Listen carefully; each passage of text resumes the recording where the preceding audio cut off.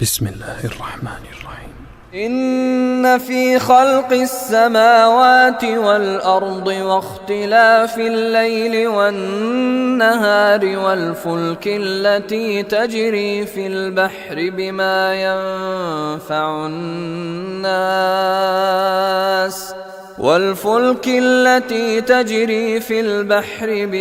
ينفع الناس وما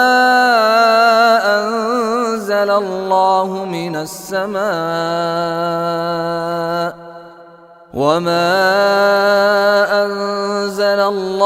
من السماء من ماء فأحيا به الأرض بعد موتها وبث فيها من كل دابة وتصريف الرياح والسحاب المسخر بين السماء والأرض لآيات لقوم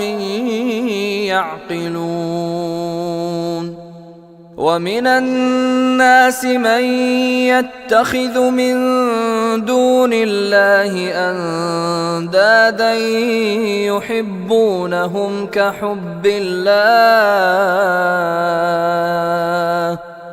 والذين آمنوا أشد حبا لله ولو يرى الذين ظلموا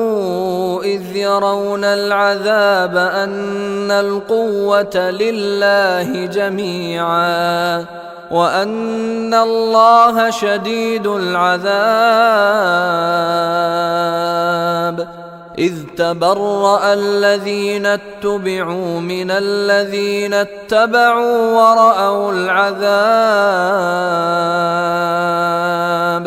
ورأوا العذاب وتقطعت بهم الأسباب